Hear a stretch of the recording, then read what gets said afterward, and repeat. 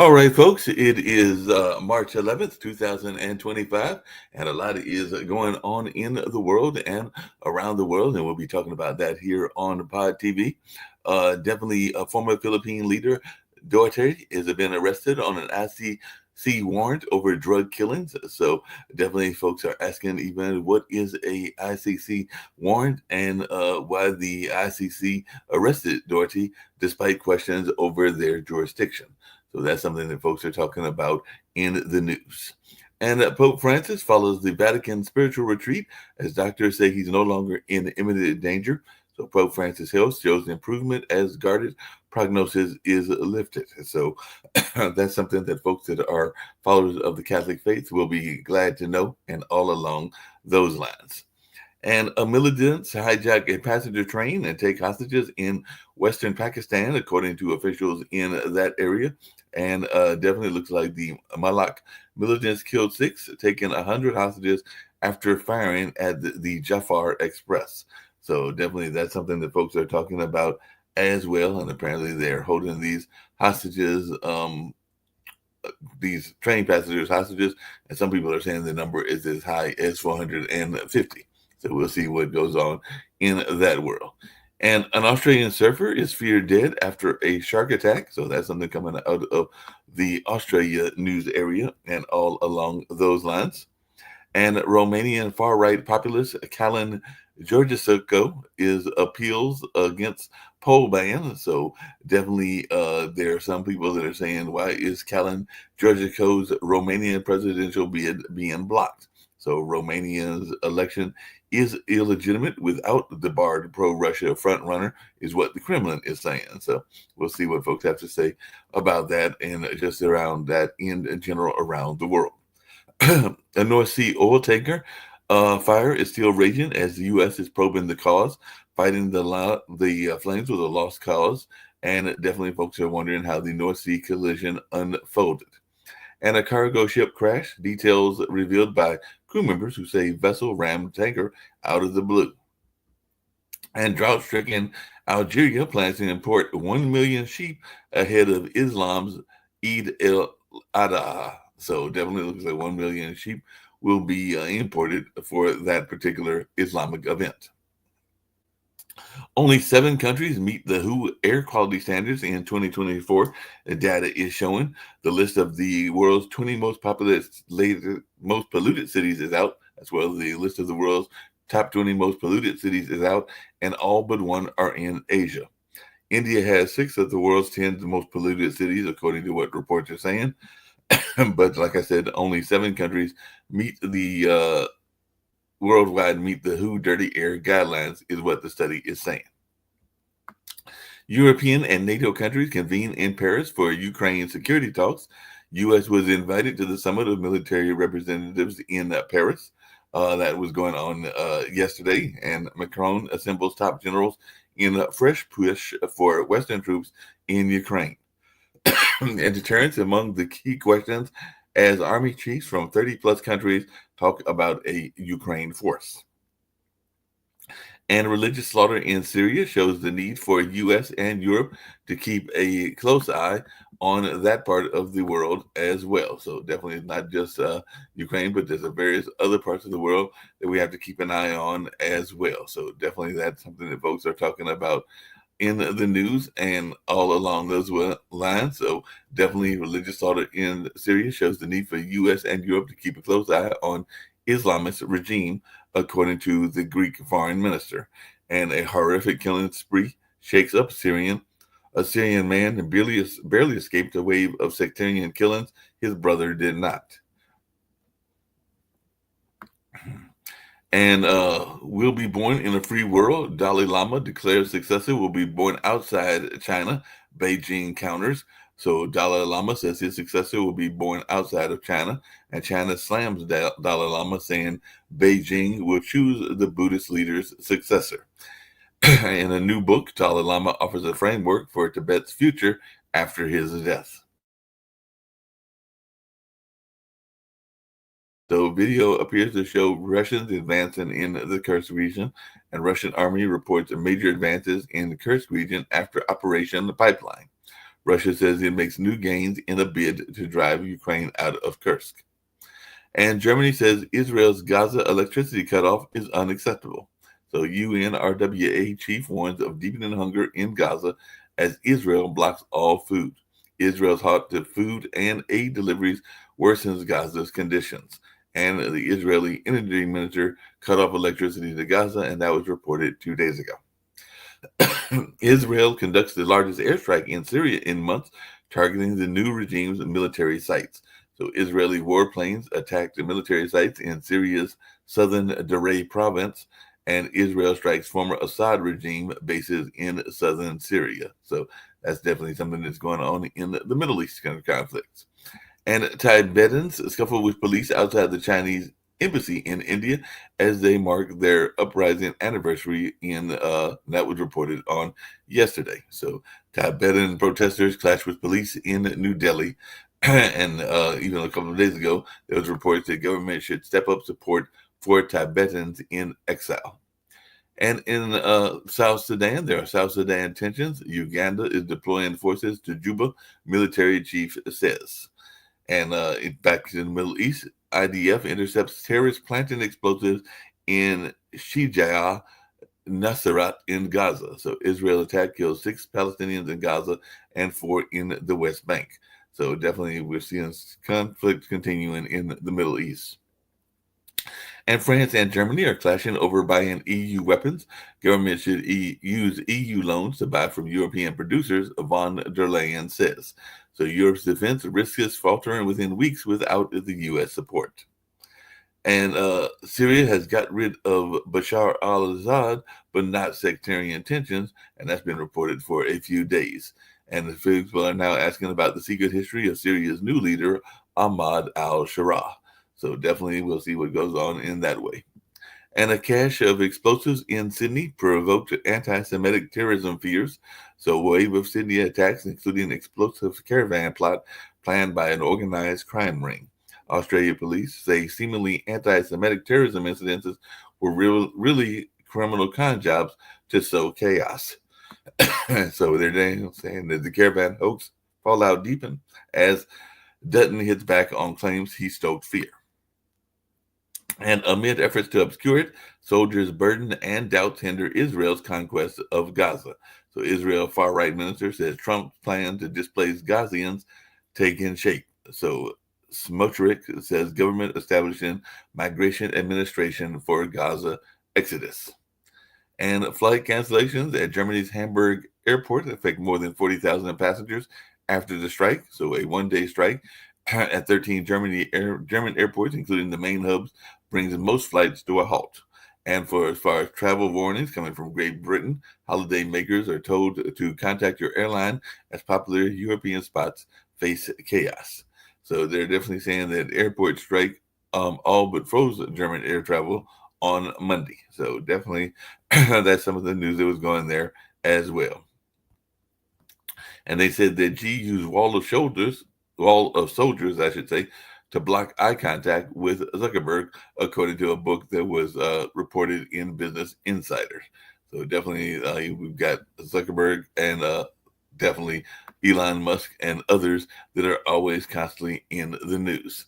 Confronting a backlash against women's rights, 193 nations are committing to speed actions in order to make things better. So International Women's Day protests demand equal rights and an end to discrimination and sexual violence. And that was reported 3 days ago. And 1 in 4 countries report backlash on women's rights in 2024.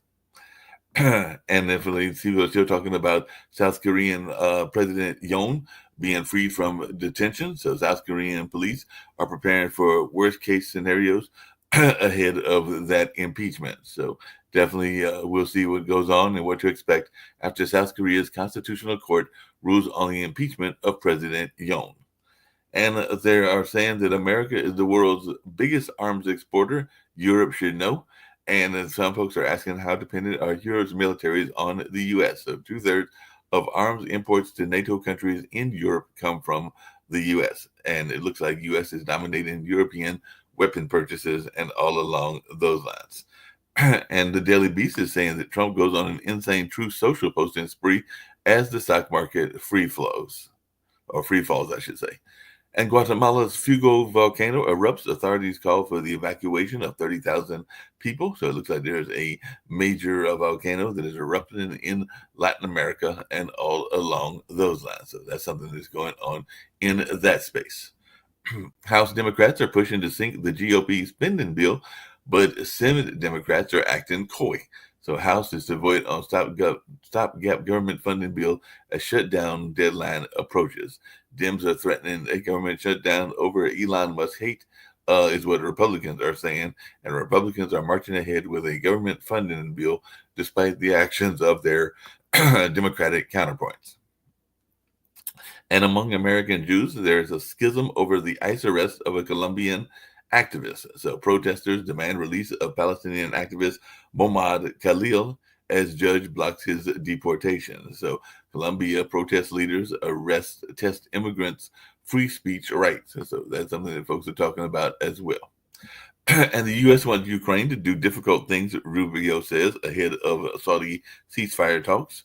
So definitely U.S. and Ukrainian officials meet for the first time since that Oval Office spat, but Zelensky is staying away from this particular meeting. Rubio says that the mineral deal, not the main topic on the agenda in the Ukraine meeting.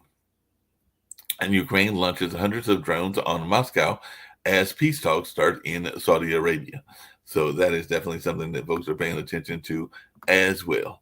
And the Menendez brother attorney says LA County DA's withdrawal decision is re-traumatizing the family. So Los Angeles DA Nathan Hochman asked to withdraw predecessor's motion to free killers. So Menendez brother's cousin pleads for release as LA district attorney opposes resentencing.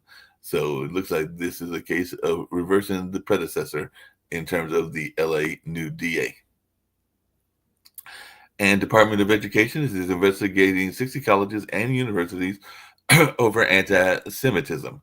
So there are 9 New England universities among those warned by the Trump administration over anti-Semitism on campus. So definitely we'll see how this all plays out because the Trump administration has canceled $400 million in grants and contracts with Columbia University, and that's just one of them. And Greenland goes to the polls in vote dominated by Trump and independents. So Greenland is caught in a love triangle between the U.S., Denmark, and independents as election takes place. So as Trump eyes Greenland, elections test Arctic Island's ambitions for independence from Denmark. And Katie Porter enters the California governor's race as Harris' possible entry looms. So Katie Porter has entered the race to succeed the California governor, Gavin Newsom. So that's somebody that is definitely in the news that will be running. And of course, people are waiting to see what Kamala Harris will be doing in that space as well. And the U.S. judge says DOJ must release records on operations run in secrecy. So Musk team must produce documents that comply with open records law, according to what the judge says. The government already knows a lot about you. DOJ is trying to access all of it. So federal judge rejects a request to block DOJ staff from the Treasury system. So we'll see what goes on in that way. And in New York fires 2,000 prison guards who refused to return to work after a wildcat strike. So according to the DOCCCS commissioners, the strike is over as 2,000 COs were terminated. So anonymous New York State Corrections officer dissatisfied with the new agreement, but New York has declared the prison strike over and that they are firing those 2,000 correction officers. So we'll see how this all plays out as well and all along those lines. So lots going on. I've got Rick with me. I'm going to bring Rick on, see what he's got going on. If he knows anything about this woman who is running for the governor of New York. I've never heard of Katie Porter, but again, I'm not in California. Katie Porter is running? They announced awesome. Katie Porter with the whiteboard. Katie Porter, former congresswoman, lost her seat when she withdrew to run for a senator from California, I believe. Okay. But she's great. She holds corporate overlords to account. She hauls them before Congress, and then she has all the facts, and she nails them. or at least makes him uncomfortable with questions about. So I like her a lot. Well, she did announce earlier today that she's running for governor, and of course, people are waiting to see what Kamala Harris is going to do. But they did say that she is running for sure. So you said New York, but you mean California? I mean California. Right? I mean California. Okay. I said New York. I Yeah. mean California. Right. Right. But yeah, no, I like her a lot. I'd have to think of so Newsom can't run again because Right. I think of term limits, right? Yeah. Right. Term limits. And Harris, I mean, Harris did a good job in California, as DA and Attorney General. Now Nixon famously lost the election of presidential election 1960, and then he decided to run for governor of California, and he lost in 62 and was very unhappy. Told the press, "You won't have Dick Nixon to kick around anymore." Right. But he made a big comeback. So I don't know, just because she was the Democratic candidate for president doesn't guarantee that she will win the Democratic primary for governor. And it looks like speaking, going back to the East Coast, it looks like something that had been seen as a positive landmark has been demolished. So the Black Lives Matter Plaza was demolished in Washington, D.C., and that was reported by BBC. And some folks are saying this is not the end. The removal of the Black Lives Matter mural that begun in D.C. and city crews have begun painting over the Black Lives Matter mural in D.C. It's just Trumpy garbage. They painted, after the George Floyd murder and the protests, they took an intersection, and in, I don't know, probably 30-foot tall yellow letters, they painted Black Lives Matter across the street. Now, Trump wants it gone, and the city administration said it might be a traffic hazard, which seems like, bullshit to me. So I don't know. Yeah, it'll be interesting to see, and whether the other ones that are, because even some of the Confederate things have been taken down as well. So on both sides, they take down things for various reasons. And it looks like our good buddy, because this was reported in Rolling Stone, and I didn't get to this, but apparently Elon Musk is teasing big cuts to Social Security, Medicare, and Medicaid. So we know at one time they said that they were trying not to touch entitlements, but Musk says entitlements big one to cut in Trump's Doge push. So apparently they are, even the Dems are zeroing on Musk wanting to cut those three major entities, and Bernie Sanders. Well, those, as everybody should know, those are not government spending on you. Those are funds that we've had money deducted from our paychecks for our whole working lives, and then it gets invested, and it should be adequate for your needs. And yeah, it's been running into problems because of demographics, because the boomers, there's a reason the boomers called the baby boomer, because people came back from World War II starting in 1945 through 64, and they made a ton of babies. So now all those babies, the youngest of them are going to be 61 this year. The oldest of them are going to be 80 this year. And so, yeah, they get Social Security and Medicare, and there are fewer younger people to pay into the funds. So, yeah, there's financial pressure, but cutting them is BS, especially to make way for a $4.5 trillion new tax cut for rich people.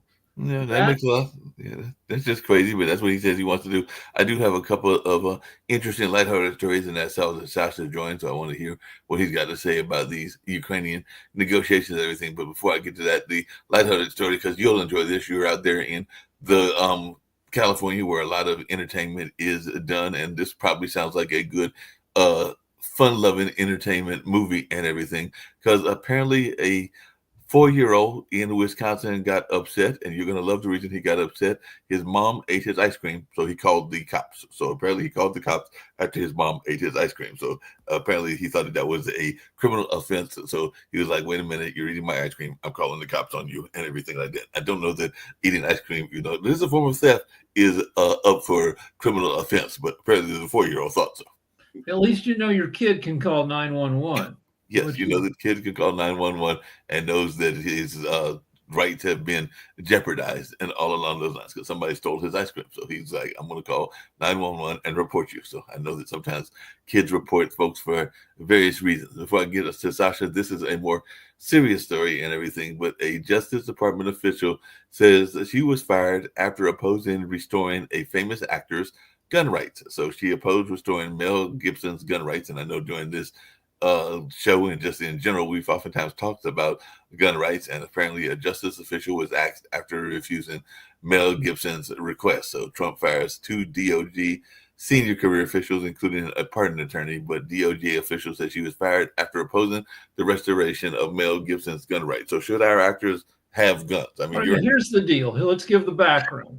She filed a request to restore gun rights to 9 people who had previously had them removed after they, spent years being rehabbed and gone through extensive background checks to see if they make sure they hadn't fucked up over the past, decade or so. Now, Mel Gibson had his right to guns taken away after a domestic violence conviction or charge in like 2011. And nobody has run a background check on him to make sure that, he's kept his nose clean since then. And, he famously says unhinged stuff. And I don't know, you don't know. I don't know what everything Mel Gibson has done in the last 14 years. And neither does this official. And this official says, I can't just go ahead and restore his rights, without any kind of the kind of background checks we do before we restore rights. And she wrote that, and then she got fired. So yeah, it's BS that she got fired. Sounds like a total BS that she got fired and everything. Before I ask a question about Canada to Sasha, just really quickly, Jatovia, I was mentioning earlier that there was a story, and I know you've got young kids as well, but a 4-year-old in Wisconsin apparently accused his mother of stealing ice cream. So he called the cops on the mother. So I just wondered if either one of your kids are going to call the cops on you if you steal their candy or steal their food and everything, because apparently he realized that he could do that, and as we were saying earlier, he realized that what 911 was, and his mother was stealing his food by stealing the ice cream. So I just wondered if any of your kids are going to report you. It's not my kids, it's me. I constantly have to fight my inner Karen. Like I sometimes I succumb to the drive to rat out people, and and then after I have to fight with myself and don't be an asshole, mind your own business, don't frickin' I'm the guy. One time I called the cops on, we were staying in a rental house, and there was a teen party next door, and they were breaking beer bottles, and I called the cops, and then I'm like, what kind of asshole calls the cops on teens drinking beer? So it's yeah, but you get that even in the college environments. I remember when my younger brother lived not that far from my dad, where dad currently lives and everything, and he used to throw regular house parties and everything. And there was a woman, probably in her 90s or 80s at the time, and that she regularly called the cops on Malik because he was doing those wild parties and everything like that. Unfortunately, she has passed away because she would have been in her hundreds when she passed. But yeah, even to this day, Mom was talking about that about a week ago or something like that. So yeah, she was one of those people that did not like the disruption and the noise from her neighbors and everything. But Jatovia, I was saying, would your kids get you and everything along those lines? And I'm going to ask Sasha about this tariff and everything. No. No, they're not going to get you at all? I don't blame you. Sasha, Ontario's Doug Ford, and you predicted this some time back, has slapped a 25% surcharge on U.S. electricity exports in response to Trump's tariff threat. So they are saying that some people are saying, including those in the Minnesota Star Tribune, that the Ontario electricity tariff likely won't hurt Minnesotans, but Ontario is upping the ante in the trade war with an energy surcharge. And like I said, some people think it's going to impact them. Some people are thinking it's not going to impact them. But you speculated on this happening, I want to say almost a week or two ago, that they might start slapping some charges if Trump continued his tariff war. So what is your take on what Doug Ford has Doug Ford has done by slapping this 25% surcharge on U.S. electricity exports in response to Trump. What Doug Ford is doing should do every country in the world. Slap U.S. goods with 100% duties and see what's happened. Because you always have power to cancel these duties if the situation is right. But once you put it in, then basically U.S. trade deficit and U.S. financial situation will deteriorate quite soundly. And it would be then interesting how Trump and his assistants will explain, well, we didn't mean it. We thought that it's going to be something different. And whatever else is they going to explain. But it's interesting what and how they will explain. Now, of course, the world is not a perfect place, and it's not going to happen, as you know. But a lot of countries are ready to move in, and see, and unlike Trump, they have responsibilities with the voters, with the citizens, and of course, they are trying to do whatever is best for their countries without necessarily harming other countries. But Trump is a different creature. Trump doesn't care about his voters. He doesn't care about his citizens. What he's saying is that there would be adjustment with the market is tanking now for third week in a row. And even today's bounce, it's a dead cat bounce. It will bounce for a couple of hours and then it will sink in again. And again, there will be capitulation sooner or later.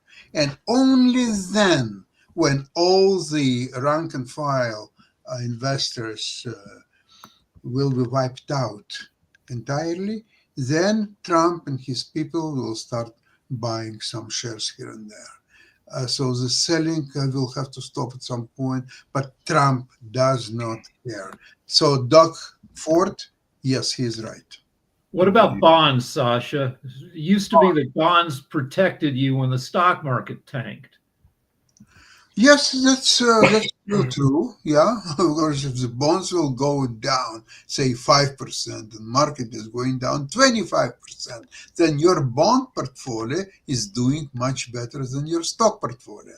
That is true. I agree with that. Okay. Just really quickly on those same lines, can a city or a district survive with the big cuts that they're getting? Because the other thing that I saw in the news, and apparently they're upset about it, but DC officials are protesting the House stopgap because there is a stopgap measure in order to stop this shutdown, and they're claiming that it could be $1 million impact on the area of DC. So they're definitely saying it could hit $1 billion.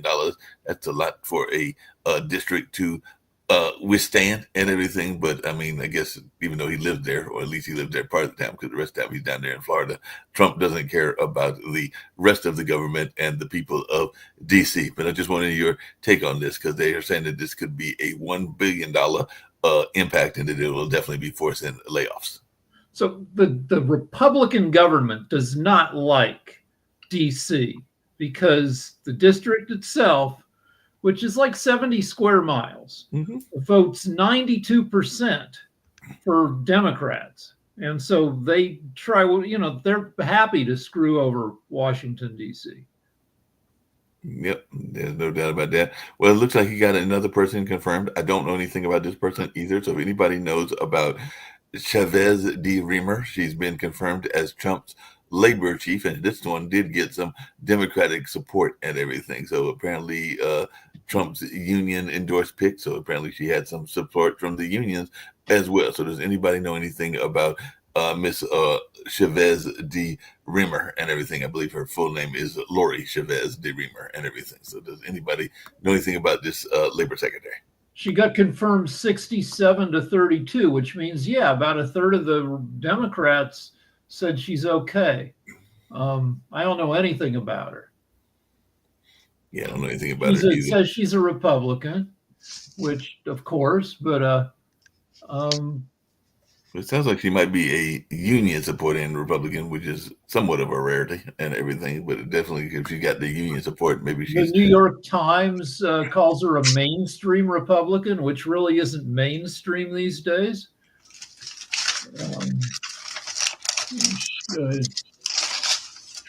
She was in the House of Representatives.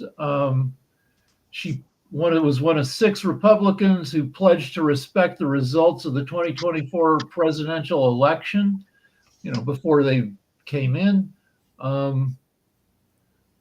She teamed up with Democratic Minority Leader Hakeem Jeffries to co-sponsor legislation to reform federal cannabis laws.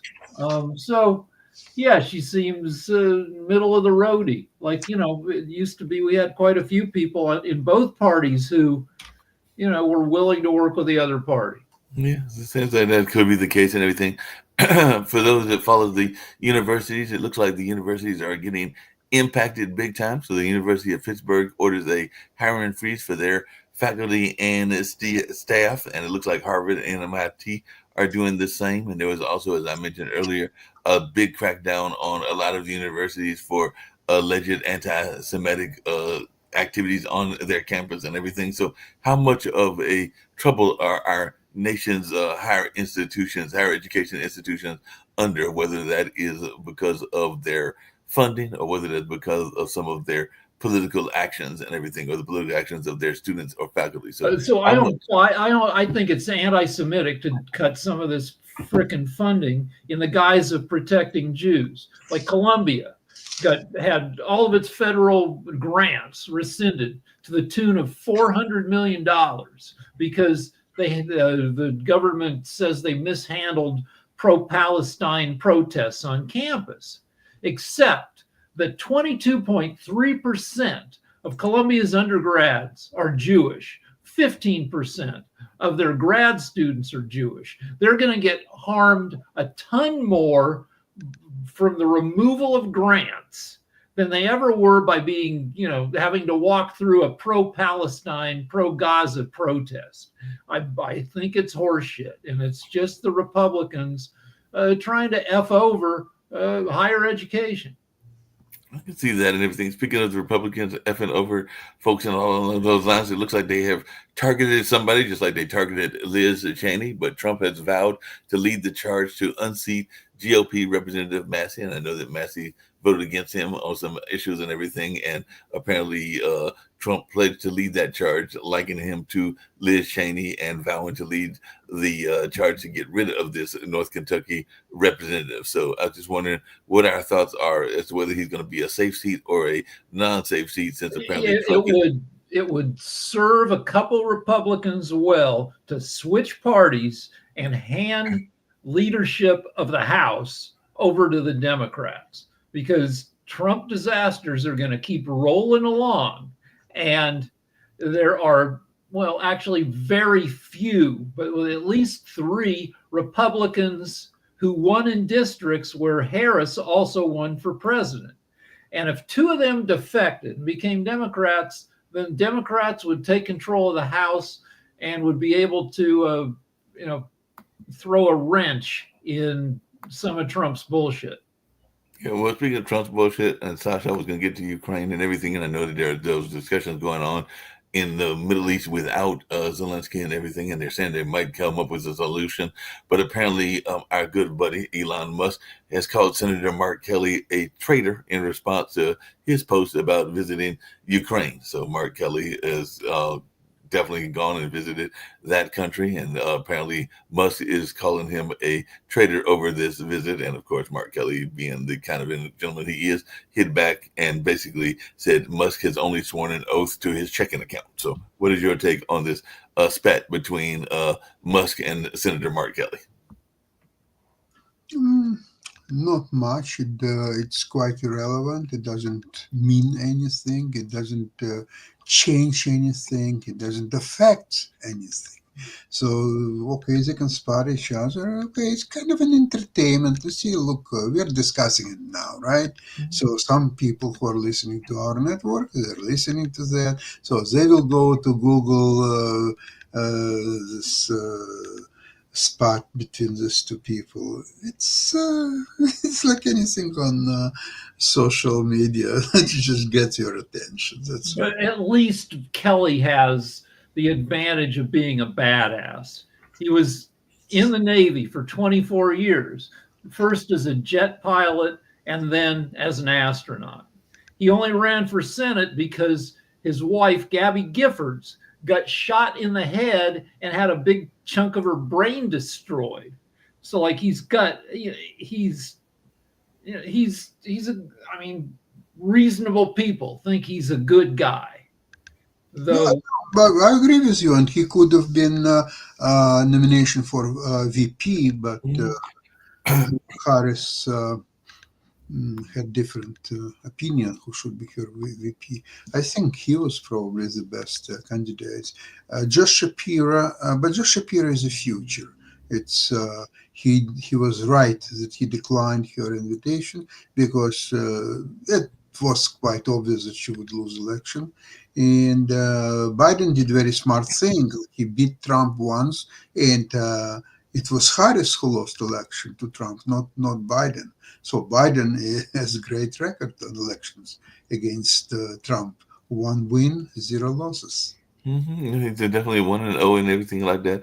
What's your take on this negotiations going on? Like I said, I did hear that Zelensky's not going to be attending, but I guess the U.S. is sending folks over to, I believe, it's Saudi Arabia, and they are saying that there might be a settlement within this week or the next week. So what is your take on this, Sasha? I know you've been following this regularly, and of course you'll be having more discussion on that on your show coming up at 11 o'clock. But what is your take on what's going on in that space and whether there will be some settlement reached in the next week or two? Well, to answer this question, you have 3 sides. It's Russians, Ukrainians, and US. You have to analyze and understand what are the goals of each of 3 sides and see if you can create some kind of structure where all 3 or at least 2 out of 3 would be satisfied. And I don't see that. I'll explain why. Russia wants to control all Ukraine, not just 20% territories that they got, but 100% of territory Ukraine, get Ukrainian army demolished and get it down to 60, maybe 80,000 men. And in foreseeable future, if not forever, Ukraine will not be able to join NATO or European Union. So this way, and all foreign policy of Ukraine would be controlled by Russia one way or another. Okay, that's what Russia wants. Now, what Ukraine wants? Ukraine wants to get Russia out of all its territories.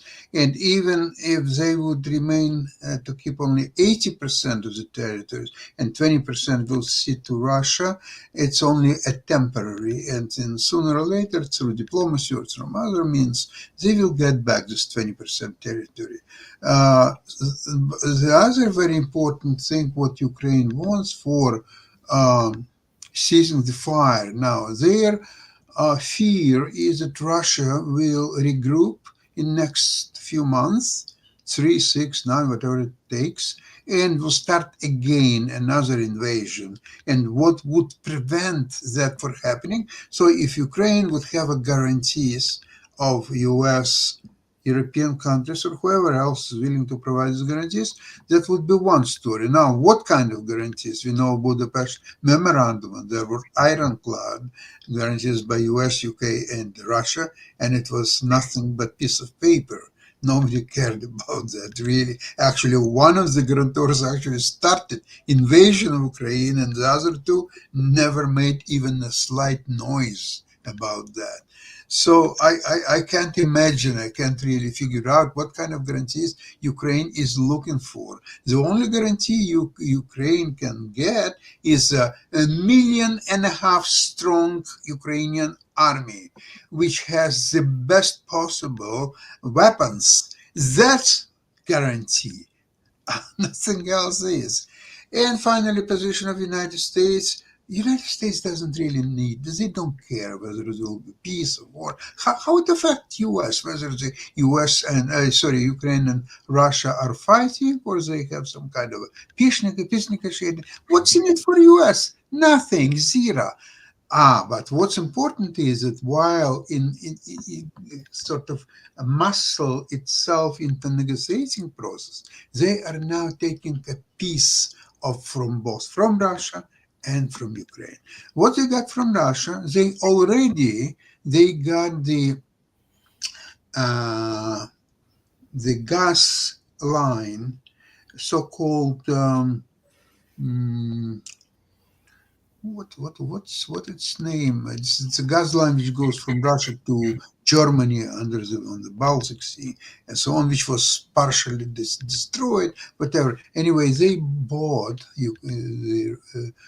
for a song from a Russian company based in Switzerland, which had ownership of this line. So now U.S. bought it. Okay. Now U.S. want to get a muscle into Ukraine resources. Now all this talk about rare earth minerals, this is a bullshit. The real price is Ukrainian uranium, which everybody needs. That's what U.S. is after. This is U.S. They're also getting it for a song because they're not paying any money to get in. They're promising that something, but U.S. promises what they're worth. Ukraine should have known better with the Budapest Memorandum and other stuff with the U.S. Okay, here's a F-16s, but you cannot use it against Russian territories. Oh, now you can use it against Russian territories, but U.S.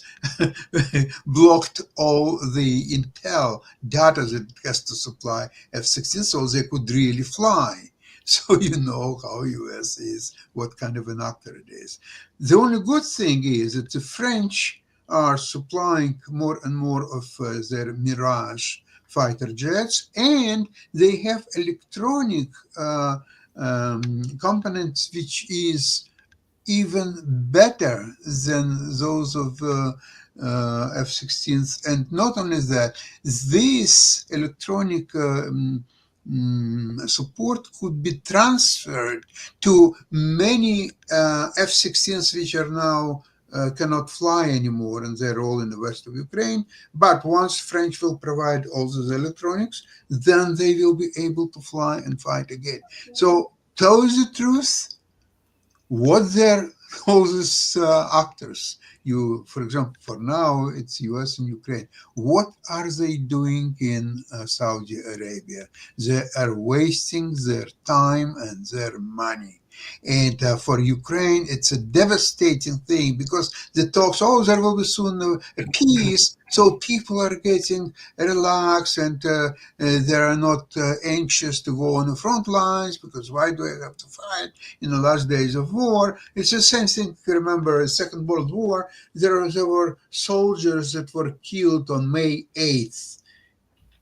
Would the family be very happy about it? Probably not. So the same thing is now. But this is all mirage. There will be no peace. There are no any grounds for the peace. There are no guarantees that Ukraine wants to get. And rightly so. They're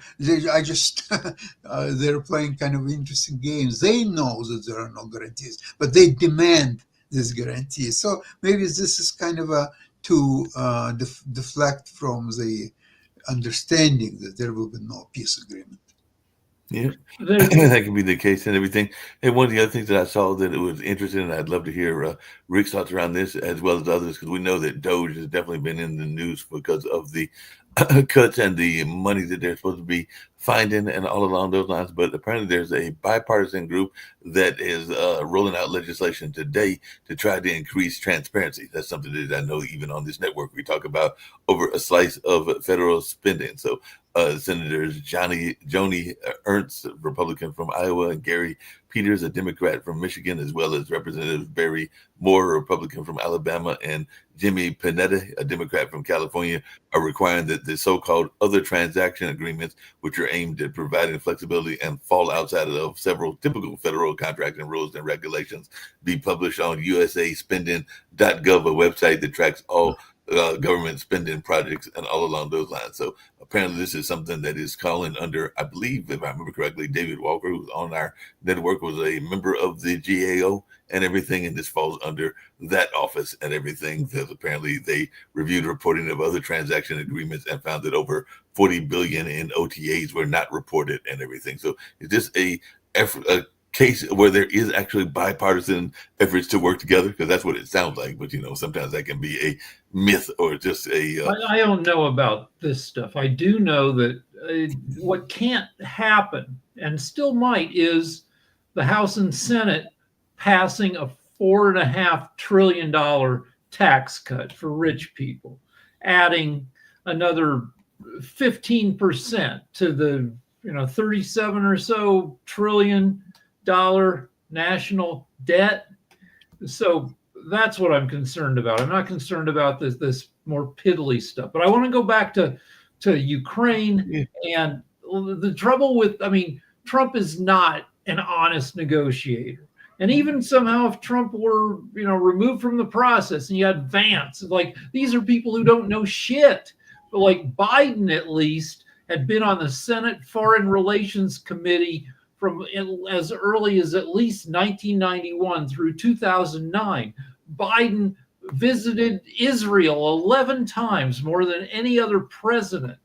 Not Aspra, but in his history, like, he actually knew foreign relations in the world.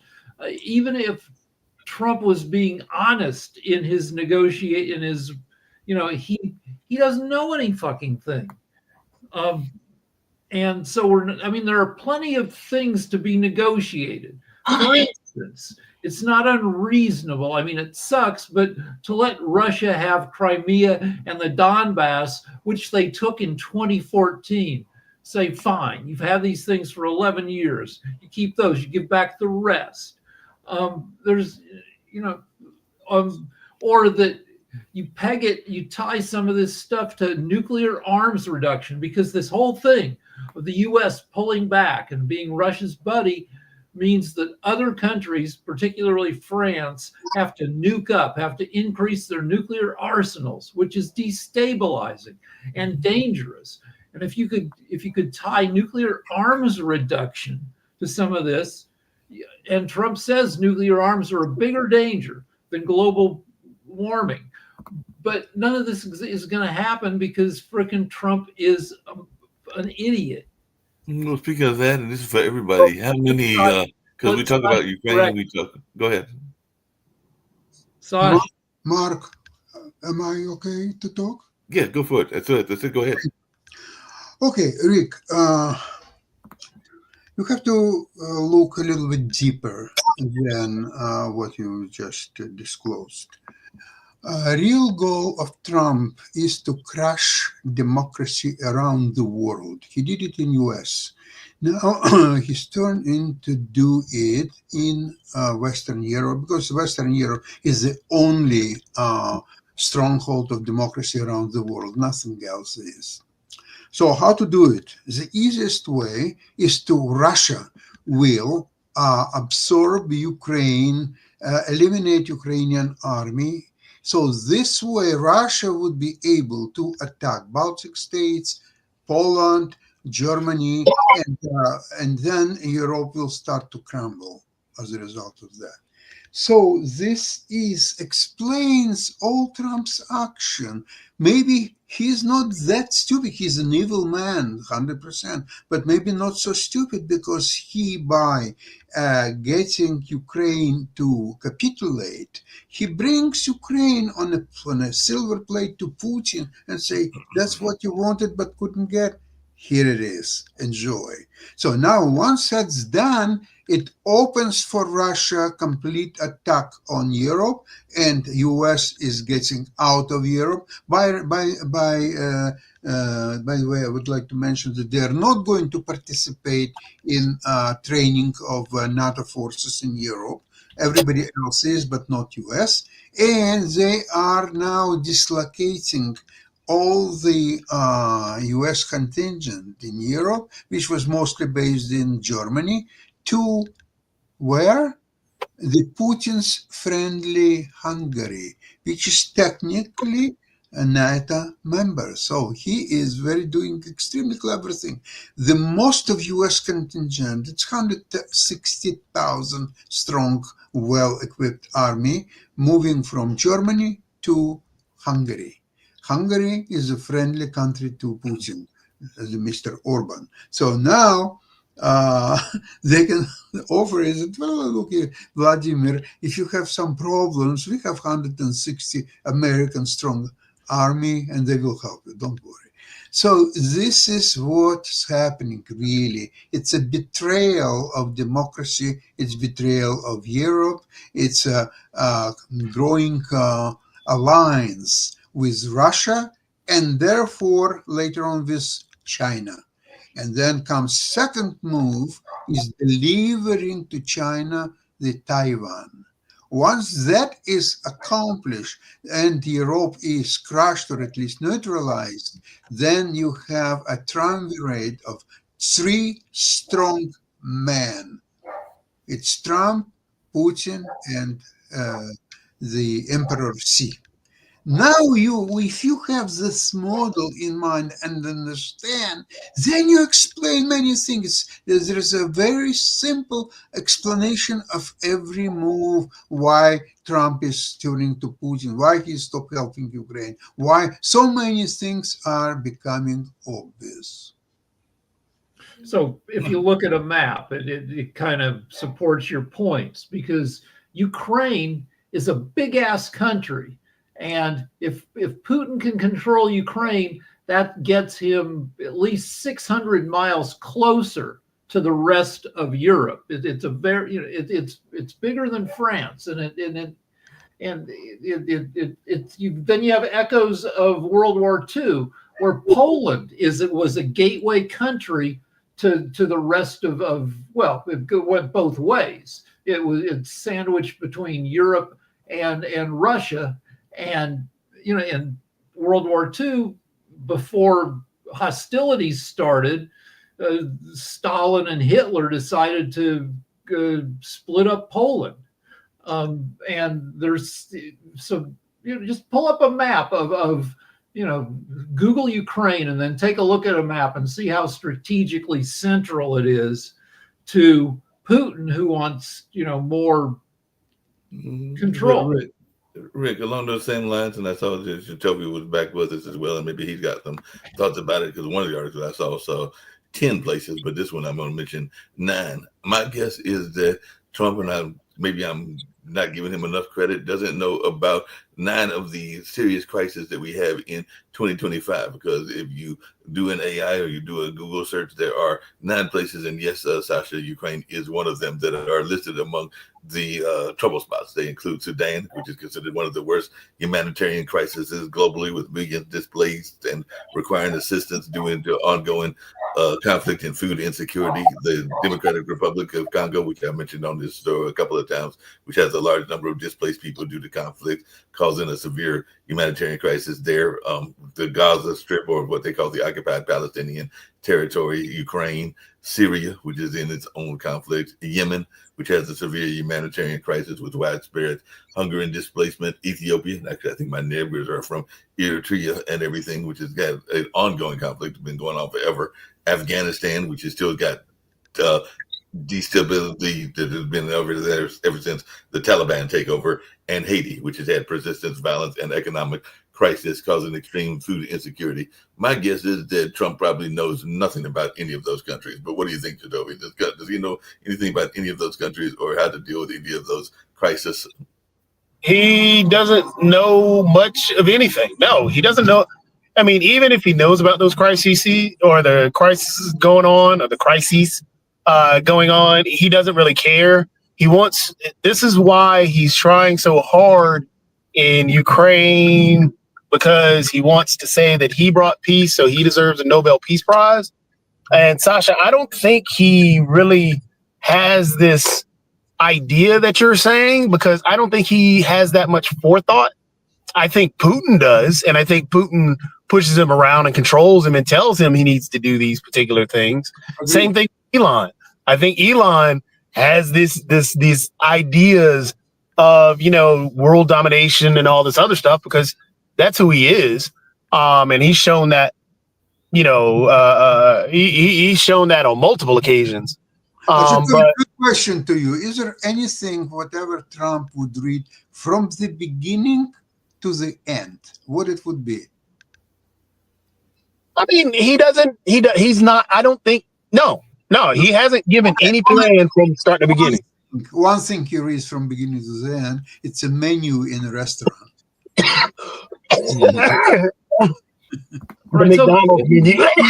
Well, he just liked McDonald's cheeseburgers or hamburgers, whatever he liked. Right. We know how to influence Trump's feelings. If you can make it into the White House and flatter him and then tell him what to think, he will think that. He thinks whatever the last person to have his ear tells him. Yep, I can see that and everything. That's definitely probably the case. What he does and He's everything. going to be 79 in June.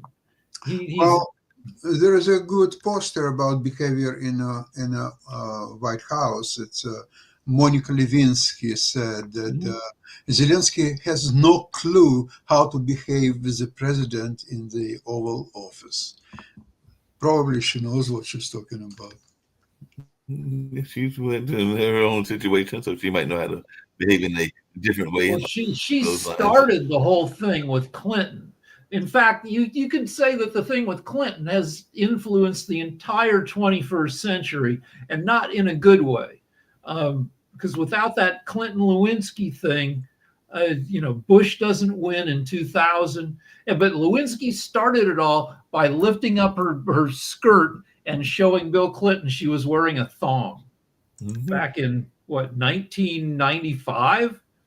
And now she's got her own podcast, and she's out there doing her own thing and all along those lines. So in a little bit, we already got out of here because they've got Jonathan Lockwood and others that'll be talking about what's going on in Ukraine, Russia, and China. I don't see Ivan there yet, but who knows? Ivan may be reporting from Kyiv if he makes it. But we do know that Jonathan, who was a big proponent of the whole notion of the Iron Dome, will be there, and he'll probably be talking about that as well. So definitely, I'm trying to restrain myself on this program, Ukrainian Show, because Dr. Jonathan Lockwood is a staunch Trump supporter and Republican, and I'm trying not to go right into the fight, but I'm asking him some questions, and it's not always that he has the answers. Sometimes, I mean, Sasha, again, I am ready for that fight. I will take that fight for you. I will do it. Because, I mean, I don't know how anybody can support that idiot. But let me just draw some quick parallels between what you wear in the Oval Office and history. So we get the Clinton thing. It starts with a thong. It moves to the blue dress that had semen on it. And then we move on to Zelensky not wearing a respectful business suit for a meeting with Trump. So, clothes matter, I guess. Yeah, clothes do matter. The other countries I was going to mention are Chad and Yemen that are trouble spots as well. I might have mentioned them before. I don't think I mentioned Chad, but we'll hopefully get some information about them and all along those lines. But right now it's time for us to get on out of here because we've got the 11 o'clock show with Ukraine, Russia, and China. So we'll see what Sasha and Jonathan have to say about what's going on in that space. All right. Goodbye. Thanks.